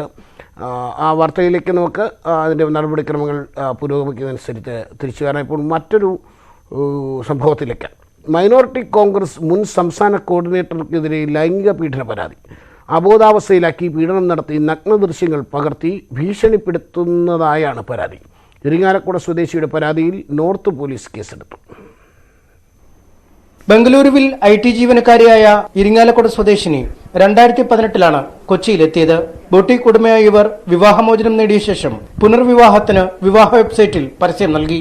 കുടുംബത്തെ ബന്ധപ്പെട്ട ലക്സൺ അമ്മയുമായി എത്തി ചർച്ച നടത്തി അടുപ്പം സ്ഥാപിച്ചു. അടുപ്പം മുതലെടുത്ത് ബലാത്സംഗം ചെയ്യുകയും നഗ്ന ദൃശ്യങ്ങൾ പകർത്തി ഭീഷണിപ്പെടുത്തുകയും ചെയ്തുവെന്ന് യുവതി പറയുന്നു. ട്രാപ്പിലേക്ക് വീഴിക്കായിരുന്നു, ഒരു റേപ്പായിരുന്നു അന്ന്. അപ്പോൾ അത് കഴിഞ്ഞിട്ട് അന്ന് വീഡിയോസും പിക്ചേഴ്സും ഒക്കെ എടുത്തു. അതിനുശേഷം അത് പറഞ്ഞ് എന്നെ കൂടെ നിർത്തി പുള്ളിയുടെ എല്ലാ ബിസിനസ്സിലും കാര്യങ്ങളിലൊക്കെ എവിടെ പോകുമ്പോഴും കൊണ്ടുപോയി അവിടെ എല്ലാം നമ്മളെ യൂസ് ചെയ്ത് നമ്മളതിനെ മേക്ക് യൂസ് ചെയ്യായിരുന്നു പുള്ളി. നമ്മുടെ ക്രെഡിബിലിറ്റി, നമ്മുടെ ലൈഫ്, നമ്മുടെ മണി, അങ്ങനെയായിരുന്നു പുള്ളി ചെയ്തുകൊണ്ടിരുന്നത്. പുറത്ത് പറയാൻ പറ്റില്ല നമുക്ക്. മാസങ്ങൾക്ക് ശേഷം വിവാഹത്തിൽ നിന്നും ഇയാൾ പിന്മാറിയതോടെ യുവതി പോലീസിൽ പരാതി നൽകി. തുടർന്ന് മതനേതാക്കളുടെ അടക്കം സാന്നിധ്യത്തിൽ ഒത്തുതീർപ്പ് ചർച്ച നടത്തി. വിവാഹത്തിന് സന്നദ്ധത അറിയിച്ചു. UK-യിൽ ഭാര്യയും 3 മക്കളുമുള്ള ഇയാൾ വിവാഹമോചിതനായെന്ന് ചൂണ്ടിക്കാട്ടി ഫേസ്ബുക്കിൽ പോസ്റ്റ് ഇടുകയും കൊച്ചിയിൽ മറ്റൊരു യുവതി വിവാഹം കഴിക്കാൻ പോകുന്നതായി അറിയിക്കുകയും ചെയ്തു. ഇക്കാര്യം ചോദിച്ചതോടെ നഗ്ന ദൃശ്യങ്ങൾ സമൂഹ മാധ്യമങ്ങളിൽ പ്രചരിപ്പിക്കുമെന്നായിരുന്നു ഭീഷണി. വീഡിയോ ദൃശ്യങ്ങൾ പുറത്തായാലുള്ള മാനഹാനിയുമായെന്നാണ് ഇയാളുടെ ശാരീരികവും മാനസികമായ പീഡനങ്ങൾ ഇത്രയും നാൾ സഹിച്ചതെന്ന് യുവതി പറയുന്നു. വീഡിയോ മാത്രമാണ് എൻ്റെ എന്നത്തെയും ത്രെട്ട്, അന്നത്തെയും ഇന്നത്തെയും ത്രെട്ട്. ഇപ്പോൾ കേസ് എടുത്താൽ പോലും ഇയാളിപ്പോൾ ഒളിവിലാണ്, അങ്ങനെയാണ് പറഞ്ഞു കേൾക്കുന്നത്. വീട്ടിലില്ല, കുറേ കാലമായിട്ട് ഫേസ്ബുക്കും കാര്യങ്ങളൊക്കെ ലോക്ക്ഡാണ്. അപ്പോൾ ഇയാൾ ഈ എവിഡൻസസ് ഇയാൾക്ക് എവിടെയെങ്കിലും മാറ്റിയിട്ടുണ്ടാകാം, ഇയാളുടെ കയ്യിൽ ഉണ്ടാവണമെന്നില്ല. ഫൈൻഡ് ഔട്ട് ചെയ്യാൻ പറ്റിയില്ല എന്ന് വന്നാലും എൻ്റെ ലൈഫ് ടൈം ത്രെട്ടാണിത്. എൻ്റെയും എൻ്റെ ഫാമിലിയുടെയും എൻ്റെ കുട്ടിയുടെയും ജീവിതത്തിൻ്റെ ഏറ്റവും വലിയ ത്രെട്ടാണ്. അതുകൊണ്ട് എനിക്ക് ആകെപ്പാടുള്ള റിക്വസ്റ്റ് ഇയാളെ എത്രയും പെട്ടെന്ന് അറസ്റ്റ് ചെയ്ത് ആ തെളിവ് എങ്ങനെയെങ്കിലും കണ്ടെടുത്ത് നശിപ്പിക്കുക എന്നുള്ളതാണ്. സംസ്ഥാനത്തെ കോൺഗ്രസ് നേതാക്കളുമായി അടുത്ത ബന്ധമുള്ള ലക്സൺ ബ്രിട്ടീഷ് പാർലമെന്റിലേക്ക് സ്വതന്ത്ര സ്ഥാനാർത്ഥിയായി മത്സരിച്ചിരുന്നു. KPCC മൈനോറിറ്റി കോർഡിനേറ്ററായിരുന്ന ഇയാൾ നിയമസഭാ തെരഞ്ഞെടുപ്പിന് തൊട്ടു പിന്നാലെ INDP എന്ന പാർട്ടി രൂപീകരിച്ചു. ന്യൂസ് 18 കൊച്ചി. സ്വന്തമായിട്ട് പാർട്ടിയൊക്കെ ഉള്ള ആളാണ്. എന്തായാലും കോൺഗ്രസിലെ പ്രധാനപ്പെട്ട നേതാക്കൾ ഫോട്ടോയും വന്നിട്ടുണ്ട്. നമുക്ക് ഇനി ഞാൻ വായിക്കുന്നില്ല, വായിച്ചു. ഇന്ധനവില ഇന്നും കൂട്ടിയിട്ടുണ്ട്. പെട്രോളിനും ഡീസലിനും ലിറ്ററിനും 29 പൈസ വീതമാണ് വർദ്ധിപ്പിച്ചത്. തിരുവനന്തപുരത്ത് പെട്രോൾ ലിറ്ററിന് 97 രൂപ 85 പൈസയും ഡീസലിന് 93 രൂപ 18 പൈസയുമായി. കൊച്ചിയിൽ പെട്രോൾ ലിറ്ററിന് 95 രൂപ 96 പൈസയും ഡീസലിന് 91 രൂപ 43 പൈസയുമാണ് പുതുക്കിയ വില. കോഴിക്കോട് പെട്രോളിന് 96 രൂപ 26 പൈസയും ഡീസലിന് 91 രൂപ 74 പൈസയുമായി വർദ്ധിപ്പിച്ചു. കഴിഞ്ഞ 6 മാസത്തിനിടെ പെട്രോളിന് 11 രൂപ വർദ്ധിപ്പിച്ചിട്ടുണ്ട്. എനിക്കതല്ല, പെട്രോൾ വണ്ടി മതിയെന്ന് തീരുമാനമെടുത്ത് പെട്രോൾ വണ്ടി മേടിച്ച പാവപ്പെട്ടവനായി എൻ്റെയൊക്കെ ഒരു അവസ്ഥയാണ് ആലോചിക്കുന്നത്. പമ്പിൽ ചെന്നിട്ട് കരച്ചിലാണ്, എന്ന് തീരുമെന്നൊക്കെ. ആ മെഷീനിൽ നോക്കുമ്പോൾ തന്നെ നമുക്ക് സങ്കടം. അടുത്ത ആഴ്ച ആകുമ്പോഴത്തേക്കും നോട്ട് ചില്ലറ ഇങ്ങോട്ട് വാങ്ങേണ്ട ആവശ്യം വരത്തില്ല. കറക്റ്റായിട്ട് കൊടുക്കുന്നത്. ഇപ്പോൾ ചാക്കിലാണ് നോട്ടുകൊണ്ടാണ് വണ്ടിയിൽ എണ്ണ അടിക്കണമെങ്കിൽ. എന്തൊരവസ്ഥയാണ്. ഇന്ധന വില വർധനവിന് എതിരെ കോൺഗ്രസിൻ്റെ രാജ്യവ്യാപക പ്രതിഷേധം ഇന്ന്. പെട്രോൾ പമ്പുകൾക്ക് മുന്നിൽ കോവിഡ് മാനദണ്ഡങ്ങൾ പാലിച്ചുകൊണ്ടാണ് പ്രതിഷേധം. നിയുക്ത KPCC പ്രസിഡന്റ് K. സുധാകരൻ കണ്ണൂരിൽ പ്രതിഷേധം ഉദ്ഘാടനം ചെയ്യും. പ്രതിപക്ഷ നേതാവ് VD സതീശൻ തിരുവല്ലയിലെ പ്രതിഷേധത്തിൽ പങ്കെടുക്കും. മുതിർന്ന നേതാക്കളായ ഉമ്മൻചാണ്ടി, രമേശ് ചെന്നിത്തല, മുല്ലപ്പള്ളി രാമചന്ദ്രൻ എന്നിവർ തിരുവനന്തപുരത്ത് വിവിധയിടങ്ങളിലാണ് പ്രതിഷേധത്തിലാണ് ചേരുക. കോൺഗ്രസിൻ്റെ MPമാരും MLAമാരും സമരത്തിൻ്റെ ഭാഗമാണ്.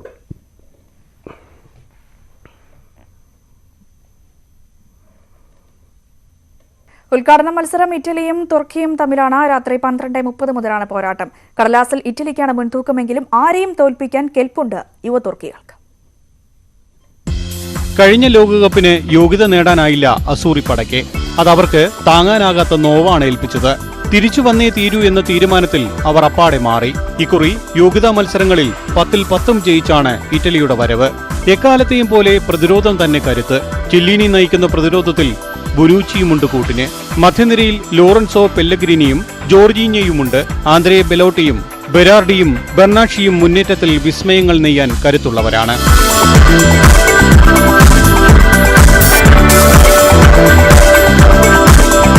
തുർക്കിയെ തള്ളിക്കളയാനാകില്ല. ആരെയും തോൽപ്പിക്കാൻ കെൽപ്പുള്ളവർ. പരിമിതികളിൽ നിന്ന് പരമാവധി നേടാൻ ടീമിനെ സജ്ജമാക്കിയ കോച്ച് സെനോൾ ഗുൺസ് ചില്ലറക്കാരനല്ല. 2002 ലോകകപ്പിൽ തുർക്കിയെ 3ാം സ്ഥാനത്തെത്തിച്ച ജീനിയസ് കോച്ച്. ഹക്കാൻ കഹനോഗൽ, യൂസഫ് അസീസി, സെങ്കസ് എന്നിവർ മധ്യനിരയിൽ കളി നിയന്ത്രിക്കാൻ കഴിവുള്ളവർ. മുന്നേറ്റത്തിൽ സെങ്ടോസും ബുറാഖ് ഇൽമസും ഗോളടിക്കാൻ ചുമതലയുള്ളവരാണ്. പ്രതിരോധത്തിൽ സെഗി സെലിക്കും ഡെമിറാളും കരുത്തന്മാരായുണ്ട്.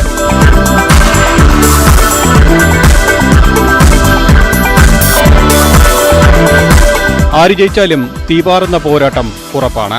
മത്സരങ്ങൾ സോണി സ്പോർട്സ് ചാനലുകളിൽ തത്സമയം. Euro Cup desk news 18. ഇനിയിപ്പോൾ അതുപോലെ പ്രവചനവുമായി ബന്ധപ്പെട്ട ഒരു കഥയാണ്. ഇതുപോലെ ഏത് മേജർ ടൂർണമെൻറ്റ് വന്നാലും അതിനകത്ത് ഉണ്ണി, പട്ടി, പൂച്ച, നീരാളി, മീൻ, ഈ ലോകത്ത് കിട്ടുന്ന എല്ലാത്തിനും കൊണ്ടുവന്ന ഒരു പ്രവചനം വയ്ക്കുമ്പോൾ 2 ഗോൾ പോസ്റ്റ് വെച്ചിട്ടില്ലെങ്കിൽ 2 ഫ്ലാഗ് വെച്ചിട്ട് അത് ഏതെങ്കിലും ഒന്ന് പോകാൻ ഇത്തവണ വേറെ ഒന്നിനും കിട്ടാത്തതിൻ്റെ ഏതോ ഒരു നായ കൊണ്ടുവന്നിട്ട് അതിലേക്കാണ്. ലോകകപ്പിലടക്കം മൃഗങ്ങൾ വിജയികളെ പ്രവചിക്കുന്നത് നമ്മൾ കണ്ടിട്ടുണ്ട്. യൂറോകപ്പിലും ഇത്തരം പ്രവചനങ്ങളുണ്ട്. പ്രധാനപ്പെട്ട മത്സരങ്ങളുടെ പ്രവചനത്തിനായി ഇത്തവണ എത്തുന്നത് ഒരു നായയാണ്.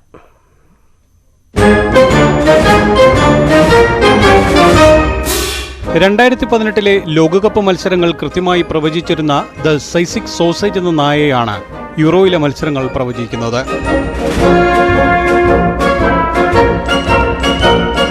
മത്സരത്തിൽ പങ്കെടുക്കുന്ന രാജ്യങ്ങളുടെ ദേശീയ ഭക്ഷണം നായയ്ക്ക് മുന്നിൽ വയ്ക്കും. ഒരു ടീമിന്റെ പേരിലുള്ള ഭക്ഷണം 2 പ്രാവശ്യം കഴിച്ചാൽ ആ ടീം ജയിക്കുമെന്നാണ് പ്രവചനം. 2 ടീമിന്റെയും ഭക്ഷണത്തിൽ താല്പര്യം കാട്ടിയാൽ മത്സരം സമനിലയിൽ. എന്തായാലും ഇറ്റലിയുടെയും തുർക്കിയുടെയും ഭക്ഷണം നന്നായി ആസ്വദിച്ച നായ മത്സരം സമനിലയിലാകുമെന്ന് പ്രവചിച്ചു. Euro Cup desk news 18. കേരളമല്ല എവിടെയെങ്കിലും മത്സരിക്കുന്ന നമ്മളെ ട്രഡീഷണൽ സദ്യ ഉണ്ടാക്കിക്കൊണ്ട് വെച്ച് വെക്കണം. നായ കണ്ട വഴി ഓടുന്നതാണ്. പായസമൊക്കെ അടിച്ചിട്ട് അയ്യോ എന്നും പറഞ്ഞിട്ട്. കോപ്പ അമേരിക്ക ബ്രസീൽ നടത്തുന്നതിനെതിരായ 2 ഹർജികൾ ബ്രസീൽ സുപ്രീം കോടതിയിൽ തള്ളി. കോവിഡ് വ്യാപനം രൂക്ഷമായ സാഹചര്യത്തിൽ ടൂർണമെന്റ് ബ്രസീലിൽ നടത്താൻ അനുവദിക്കരുത് എന്നാവശ്യപ്പെട്ടായിരുന്നു ഹർജികൾ. സമാന ആവശ്യവുമായി മറ്റൊരു ഹർജി കൂടി കോടതിക്ക് മുന്നിലുണ്ട്. ഈ ഹർജികളിൽ വൈകാതെ തീരുമാനമെടുക്കും. ഞായറാഴ്ചയാണ് ടൂർണമെന്റ് തുടങ്ങേണ്ടത്. ഇനി മറ്റ് കായിക വാർത്തകൾ. ഫ്രഞ്ച് ഓപ്പൺ ടെന്നീസ് വനിതാ സിംഗിൾസിൽ പാവ്ലിയുഷെങ്കോവ ക്രെജിക്കോവ ഫൈനൽ. സെമിയിൽ തമാര സിഡാൻചെക്കിനെ തോൽപ്പിച്ചാണ് പാവ്ലിയുഷെങ്കോവ ഫൈനലിൽ കടന്നത്. നേരിട്ടുള്ള സെറ്റുകൾക്കാണ് ജയം.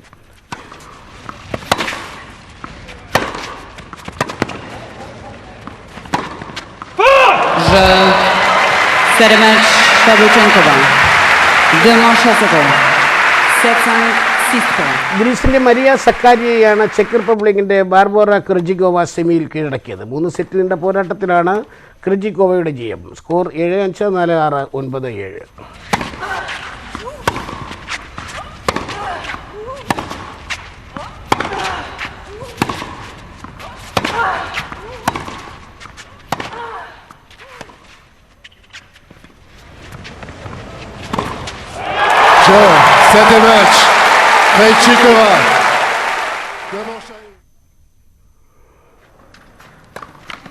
മറ്റൊരു മത്സരത്തിൽ പുരുഷ സിംഗിൾസ് സെമിയാണ്. അത് ഇന്ന് നടക്കും. ആദ്യ സെമിയിൽ 5ാം സീഡ് സ്റ്റെഫാനോസ് സ്റ്റിഫിപാസ് 6ാം സീഡ് അലക്സാണ്ടർ സ്വരേവിനെ നേരിടും. ഇന്ത്യൻ സമയം വൈകിട്ട് 6:00 മത്സരം. റാഫേൽ നദാലും നൊവാക് ജോക്കോവിച്ചും തമ്മിലാണ് 2ാം സെമി. രാത്രി 9 മണിക്ക് ശേഷമാകും കളി തുടങ്ങുക.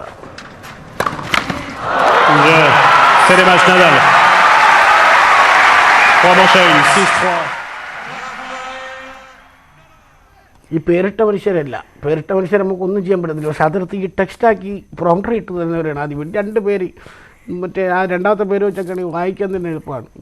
മനുഷ്യനെ പറയാനായിട്ട്. ശ്രീലങ്കൻ പര്യടനത്തിലുള്ള ഇന്ത്യൻ ടീമിനെ ശിഖർ ധവാൻ നയിക്കും. ഭുവനേശ്വർ കുമാറാണ് വൈസ് ക്യാപ്റ്റൻ. സഞ്ജു സാംസൺ ടീമിലുണ്ട്. മലയാളി താരം ദേവദത്ത് പടിക്കൽ, ഋതുരാജ് ഗേക്വാദ്, നിതീഷ് റാണ, കൃഷ്ണപ്പ ഗൌതം, ചേതൻ സഖറിയ എന്നിവരാണ് ടീമിലെ പുതുമുഖങ്ങൾ. പ്രത്യുഷ, സൂര്യകുമാർ യാദവ്, മനീഷ് പാണ്ഡെ, ഹാർദിക് പാണ്ഡെ, ഇഷാൻ കിഷോർ എന്നിവരും ടീമിലുണ്ട്. ജൂലൈ 13-നാണ് ആദ്യ ഏകദിനം.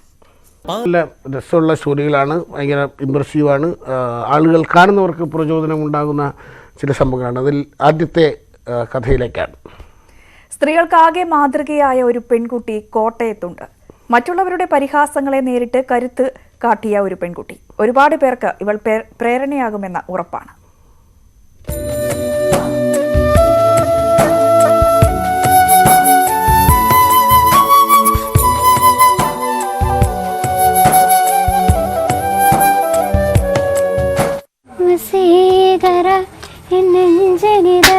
உன் பொன்மடியில் தூங்கினால் போதும் அதே கணம் என் கண்ணுறங்கும் என் ஜென்மங்களில் ஏக்கங்கள் தீரும் நான் நேசிப்பதும் சுவாசிப்பதும் முந்தையவானே ஏங்குகிறேன் எழுகுகிறேன் ഉൻവിരിയാനേ. ഞാൻ പഠിച്ചുകൊണ്ടിരിക്കുക ഇപ്പം അലസർ ലോ കോളേജിലാണ്. എൻ്റെ പേര് അനശ്വര. വീട്ടിൽ ഞാൻ, അമ്മയുടെ ചേച്ചി, പിന്നെ അമ്മയുടെ അനിയത്തിയുടെ മക്കളെ അവിടെ ഞങ്ങളുടെ കൂടെ ഉണ്ട്. അപ്പം ഇവരെല്ലാം അടുത്തടുത്ത് താമസിക്കുന്നു. പിന്നെ ചേട്ടനുണ്ട്. ചേട്ടന് ഇന്ന് ഒരു അത്യാവശ്യമായിട്ട് ഞങ്ങളുടെ കൂടെ നിന്ന് പോയി ഇല്ലായിരുന്നു. അപ്പം ചേട്ടനും ഇവിടെ ഉണ്ടായിരുന്നേനെ. ചേട്ടൻ, അമ്മ ഇവരാണ് മെയിൻ താരങ്ങൾ ഇനി പൊറോട്ട ഉണ്ടാക്കുന്നതിൽ.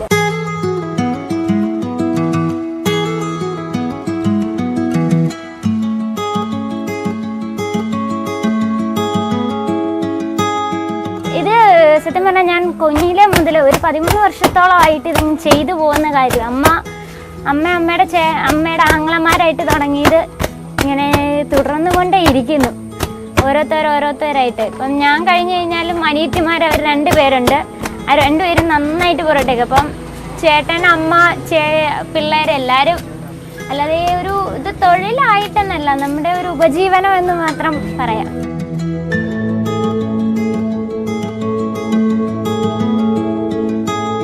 എനിക്ക് ഏറ്റവും കൂടുതൽ സന്തോഷമുള്ള കാര്യമാണ് ഇത് ചെയ്യുക എന്ന് പറയുന്നത്. കാരണം അമ്മ ചെയ്യുന്ന കാര്യം കണ്ടു വളർന്നുകൊണ്ട് അമ്മയ്ക്കൊരു നാണക്കേടായിട്ട് തോന്നാത്ത ഒരു കാര്യം എനിക്ക് ഏറ്റവും കൂടുതൽ സന്തോഷമുള്ള ഒരു കാര്യമുള്ളൂ.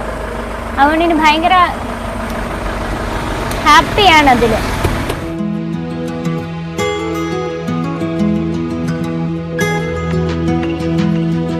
പൊറോട്ട അടിച്ചടിച്ച് അയ്യോ, ഇരട്ടപ്പേരെന്ന് പറയുന്നത് ഇത് തന്നെയാണ്. പൊറോട്ട എന്ന് തന്നെയാണ് ഇരട്ടപ്പേര് വന്നേക്കുന്നത്. പിന്നെ ഫ്രണ്ട്സൊക്കെ നേരത്തെ തൊട്ട് കാണുന്നതാണ് ഞാൻ ഈ പൊറോട്ട അടിക്കുന്നത്. അപ്പോൾ അന്ന് മുതൽ ഇവർ ഒരു 10th ആയപ്പോഴത്തേന് ഈ പേര് നല്ല ഹിറ്റായിട്ട് ഫേമസ് ആവുന്നത്. ആദ്യം കേൾക്കുമ്പോൾ ഭയങ്കര വിഷമമായിരുന്നു, ഇവരെന്തിനാണ് ഈ പൊറോട്ട എന്നൊക്കെ വിളിക്കുന്നത്. അത് കഴിയുമ്പോൾ ഓർക്കും അതെ ഞാൻ ചെയ്യുന്ന കാര്യമാണ്. എനിക്ക് ഒരുപാട് സന്തോഷത്തോടെ ഞാൻ വിളി കേൾക്കുമായിരുന്നു. കളിയാക്കുന്ന എനിക്ക് വലിയ കുഴപ്പമുള്ള കാര്യമല്ല. എന്നെ ഒത്തിരി പേര് പുച്ഛിച്ച് തള്ളിയിട്ടുണ്ട് ഞാൻ ഇങ്ങനെ ചെയ്യുന്നതിലും. അങ്ങനെ അല്ലെങ്കിൽ നമ്മൾ ഇത്രയും പബ്ലിക്കായിട്ട് ചെയ്യുമ്പം അതൊരു ഇതായിട്ട് കാണുന്നവരും ഉണ്ട്. അതിലൊന്നും എനിക്ക് ഒരു പ്രശ്നമില്ല. കാരണം എന്നാന്ന് ചോദിച്ചാൽ ഞാൻ ചെയ്യുന്നത് എനിക്ക് ജീവിക്കാനുള്ള ഉപജീവന മാർഗമാണ്. അപ്പം ആ കൂടെ അമ്മയെ സഹായിക്കുന്നു. അമ്മ തന്നെയാണ് എല്ലാം.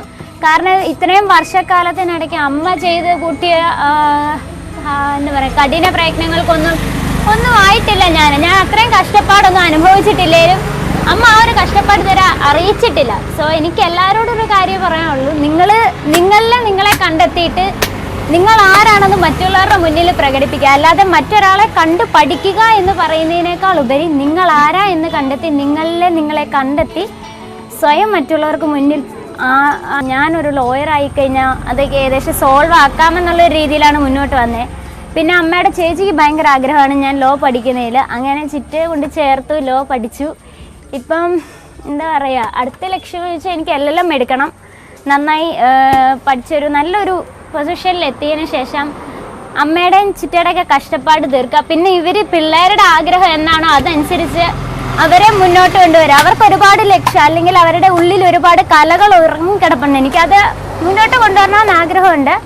സോ എന്നെ കൊണ്ടാവുന്ന രീതിയിൽ ഞാൻ അവരെ പ്രോത്സാഹിപ്പിച്ചുകൊണ്ടേയിരിക്കും. അതൊക്കെയുള്ള എൻ്റെ ലക്ഷ്യം. എൻ്റെ ജീവിതത്തിൽ വലിയ ലക്ഷ്യങ്ങളൊന്നുമില്ല, എനിക്ക് കുഞ്ഞു കുഞ്ഞു ലക്ഷ്യങ്ങളേ ഉള്ളൂ.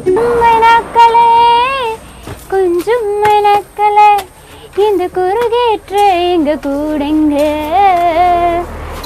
வேண்டும் வரவென்றும் அங்கு தீபாவளி கண்ணிகை வரவென்றும் இரவென்றும் എന്ത് ദീപാവല കണ്ണികേ നാളെ വരും കനവ് എൻ കയ്യെല്ലാം മനം അത് പട്ടതു റോജാ പൂവേ സൈക്കണം. എന്താ ഒരു ലൈഫല്ലേ. ലൈഫിന് മാത്രമല്ല, ഈ പപ്പു ഏതൊരു സിനിമയിൽ പറയില്ലേ, ഒന്ന് അങ്ങോട്ടോ ഒന്ന് ഇങ്ങോട്ടോ തെറ്റിപ്പോയാൽ കയ്യിൽ നിന്ന് പോകുന്ന സാധനമാണ് ഈ പൊറോട്ട. അപ്പോൾ ഈ പൊറോട്ട അടിക്കുന്ന പെൺകുട്ടിയുടെ വളരെ ചുരുക്കമാണ്. പക്ഷേ ഇത് സത്യം പറഞ്ഞാൽ ആ ജീവിതം കൂടി കുഴച്ചടിക്കുന്നുണ്ടായിരിക്കും. അതിൻ്റെ ഒരു സത്യം പറഞ്ഞാൽ ഭയങ്കര ഒരു കാണുന്ന ഭയങ്കര പോസിറ്റീവ് എനർജി ഉണ്ടാക്കുന്ന ഒരു കുട്ടിയാണ്. ഭയങ്കര ഫാമിലി മൊത്തം നന്നായി സംസാരിക്കുന്നുണ്ട്. പിന്നെ രാവിലെ ഈ വെറും വയറ്റിരുന്ന് ഈ അടിച്ച പൊറോട്ട കാണുമ്പോൾ ഉണ്ടാകുന്ന ഒരു ഫീലും വേറെയാണ്. ഏതായാലും ശ്രീജിത്താണ് റിപ്പോർട്ട് ചെയ്തത്. ശ്രീജിത്ത് ഗംഭീരമായി ഇന്ന് പറയുന്നു. നമുക്ക് വാർത്തകൾ ഇനിയുണ്ട്. അജ്ഞാത സംഘത്തിന്റെ ആക്രമണത്തിൽ പരിക്കേറ്റ് ചികിത്സയിലായിരുന്ന വൃദ്ധയും മരിച്ചു. പനമരം താഴെ നെല്ലിയമ്പത്ത് പത്മാലയം കേശവൻ മാസ്റ്ററുടെ ഭാര്യ പത്മാവതിയാണ് മരിച്ചത്. ഇന്നലെ രാത്രി നടന്ന ആക്രമണത്തിൽ കേശവൻ മാസ്റ്റർ കൊല്ലപ്പെട്ടിരുന്നു. രതീഷാണ് വിവരങ്ങളുമായി ചേരുന്നത്. രതീഷ്, ഇന്നലെ രാത്രി വൈകി വന്ന ഒരു വാർത്ത, മുഖംമൂടി സംഘത്തിന്റെ ആക്രമണത്തിലാണ് ഈ വൃദ്ധ ദമ്പതികൾ മരിക്കുന്നത്. പോലീസിന് എന്തെങ്കിലും വിവരങ്ങൾ സംബന്ധിച്ച് ലഭിച്ചിട്ടുണ്ടോ? ലലു, ഇത് മോഷണ ശ്രമമാണെന്നാണ് ഇപ്പോഴുള്ള പ്രാഥമിക നിഗമനം. കാരണം പോലീസിന്റെ അന്വേഷണം നടന്നു വരുന്നേ ഉള്ളൂ. 2 പേരാണ് ആക്രമണത്തിന് പിന്നിലെന്നും വ്യക്തമാവുന്നുണ്ട്. കാരണം പരിക്കേറ്റ പത്മാവതി ഇത് അവിടെ എത്തിയ നാട്ടുകാരോട് സൂചിപ്പിച്ചിരുന്നു. 2 പേരായിരുന്നു ഈ ആക്രമണത്തിന് വന്നതെന്ന്. മാത്രമല്ല ഇവർ ഒറ്റയ്ക്കായിരുന്നു താമസിച്ചിരുന്നത്. വലിയ കൃഷിയിടവും തോട്ടവും ഒക്കെയുള്ള ഇരുനില വീടായിരുന്നു ഇത്. വീടിന്റെ മുകൾ ഭാഗത്തു നിന്നാണ്, 2ാം നിലയിൽ നിന്നാണ് അക്രമികൾ വന്നതെന്നും ഈ പത്മാവതി അവിടെ എത്തിയ പരിക്കേറ്റ സമയത്ത് അവിടെ എത്തിയ നാട്ടുകാരോട് സൂചിപ്പിച്ചിട്ടുണ്ട്. കേശവ മാസ്റ്റർ അഞ്ചുകുന്ന് സ്കൂളിലെ പരമര അഞ്ചുകുന്ന് സ്കൂളിലെ റിട്ടയർഡ് കായികാധ്യാപകനായിരുന്നു. ഇവരുടെ മക്കളൊക്കെ വിവാഹശേഷം സമീപ പ്രദേശങ്ങളിൽ തന്നെ മറ്റ് വീടുകളിലാണ് ഉള്ളത്. പത്മാവതിയും ഇവരും കേശവ മാസ്റ്ററുമായിരുന്നു ഈ വീട്ടിൽ താമസിച്ചിരുന്നത്. എന്തായാലും പോലീസിന്റെ അന്വേഷണം ശക്തമായിട്ടുണ്ട്. മുഖംമൂടിയിട്ടാണ് ഇവർ എത്തിയതെന്നാണ് പത്മാവതിയുടെ തന്നെ മൊഴിയിൽ നിന്ന് മനസ്സിലാവുന്നത്. രതീഷാണ് വയനാട്ടിൽ നിന്ന് വിവരങ്ങൾ നൽകി. ഏതായാലും ഇന്നലെ രാത്രി വൈകി വന്ന വാർത്തയാണ്. വയനാട്ടിൽ മുഖംമൂടി സംഘത്തിന്റെ ആക്രമണത്തിൽ പരിക്കേറ്റ വൃദ്ധ ദമ്പതികളിൽ ഭാര്യയും ഇന്ന് രാവിലെ മരിച്ചിരിക്കുന്നു എന്ന വാർത്തയാണ് രതീഷ് റിപ്പോർട്ട് ചെയ്തിരിക്കുന്നത്. നമുക്കിനി നമ്മുടെ സ്പെഷ്യൽ സ്റ്റോറി ആളുകൾക്ക് കാണുമ്പോൾ ഇതെവിടെയോ കണ്ടിട്ടുണ്ടല്ലോ എന്ന മട്ടിൽ, കാരണം അത്ര വൈറലാണ് സ്ഥലം, അത്ര പ്രശസ്തമാണ് സ്ഥലം, വേറെ പേരിലാണ് അത് അറിയപ്പെടുന്നത്. ആ സ്ഥലത്തെക്കുറിച്ചാണ് വായിച്ചോ. വളരെ മനോഹരമായ ഒരു സ്ഥലത്താണ് ഇനി നമ്മൾ കാണാൻ പോകുന്നത്. ഏകദേശം 500 ഏക്കറോളം കണ്ടൽക്കാടുകൾ നിറഞ്ഞ പ്രദേശം. നേരിട്ട് പോയിട്ടില്ല എങ്കിലും ഈ സ്ഥലം കണ്ടാൽ ചിലർക്കെങ്കിലും മനസ്സിലാകും. ആ മനോഹരമായ കാഴ്ചയിലേക്കാണ് പോകുന്നത്. കൊല്ലം ജില്ലയിലെ കരുനാഗപ്പള്ളി 1000 തെങ്ങ് തുരുത്തിലാണ് നമ്മളിപ്പോൾ ഉള്ളത്. ഒരുപക്ഷെ 1000 തെങ്ങ് എന്ന് പറഞ്ഞാൽ പെട്ടെന്ന് മനസ്സിലായിക്കൊള്ളണമെന്നില്ല. ഒതളങ്ങ തുരുത്തെന്ന് പറഞ്ഞാൽ ഒരുപാട് പേർക്ക് മനസ്സിലാകും. കാരണം സമീപകാലത്തായി ഏറ്റവും ഹിറ്റായി ഓടുന്ന വെബ് സീരീസുകളിൽ ഒന്നായ ഒതളങ്ങ തുരുത്ത് ചിത്രീകരിക്കുന്നത് ഇവിടെയാണ്. നത്തും പപ്പനും പാച്ചനും ഒക്കെ സഞ്ചരിക്കുന്ന വഴികളിൽ ഒന്നാണ് ഇത്. മറ്റൊരു കാര്യം, ഇവിടുത്തെ ഒരു ദൃശ്യഭംഗി തന്നെയായിരിക്കും ആ വെബ് സീരീസിനെ ഇത്രയും മനോഹരമാക്കുന്ന ഒരു കാര്യം. വേറൊന്ന്, ഇവിടുത്തെ കണ്ടൽക്കാടുമായി ബന്ധപ്പെട്ടാണ് 3 തുരുത്തുകളാണ് ഇവിടെ ഉള്ളത്. ഇതിൽ 2ഇടത്താണ് ജനവാസം ഉള്ളത്. ഒരിടം ഈ തരത്തിൽ തന്നെ പൂർണ്ണമായും കണ്ടൽ നിറഞ്ഞ് നിൽക്കുന്നു. കേരളത്തിലെ തന്നെ കണ്ടൽ ഗവേഷണ കേന്ദ്രം സ്ഥിതി ചെയ്യുന്നത് ഇവിടെയാണ്. 60ഓളം കണ്ടൽ ചെടികളാണ് ആകെ കേരളത്തിൽ കണ്ടെത്തിയിട്ടുള്ളത്. അതിൽ ഏറിയ കൂറും ഇവിടെ ഉണ്ട് എന്ന പ്രത്യേകത കൂടിയുണ്ട്. അതോടൊപ്പം തന്നെ മഞ്ഞക്കണ്ടൽ എന്നറിയപ്പെടുന്ന കണ്ടൽ, ആ ഒരു സസ്യജാലം ഈ തുരുത്തിൽ മാത്രമാണ് കേരളത്തിൽ ഉള്ളത്. നമുക്കിനി ഈ തുരുത്തിലെ മറ്റ് കാഴ്ചകളിലേക്ക് കൂടി പോകാം.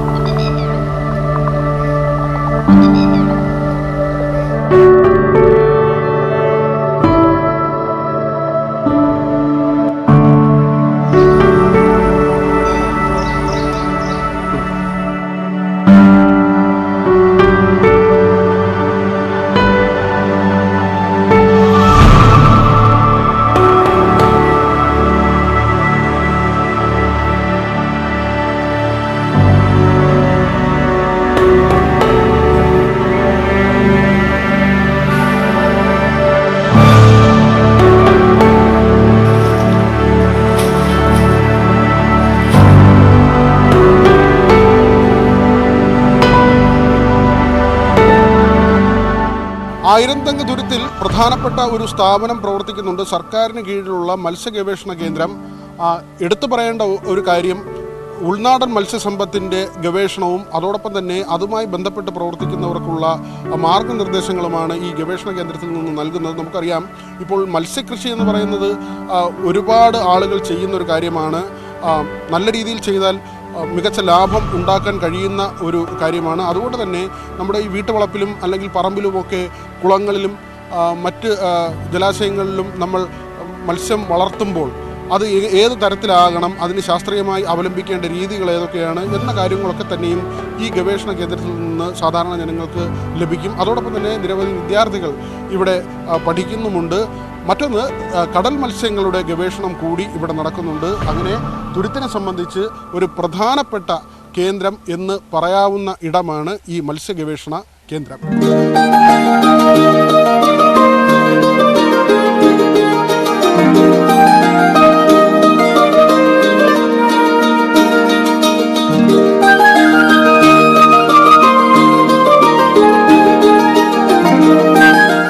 മുതലങ്ങാത്തുരുത്ത് വളരെ രസകരമായ വെബ് സീരീസാണ്. പക്ഷേ ഇവിടെയുള്ള ആളുകളുടെ ജീവിതം അത്ര രസകരമല്ല.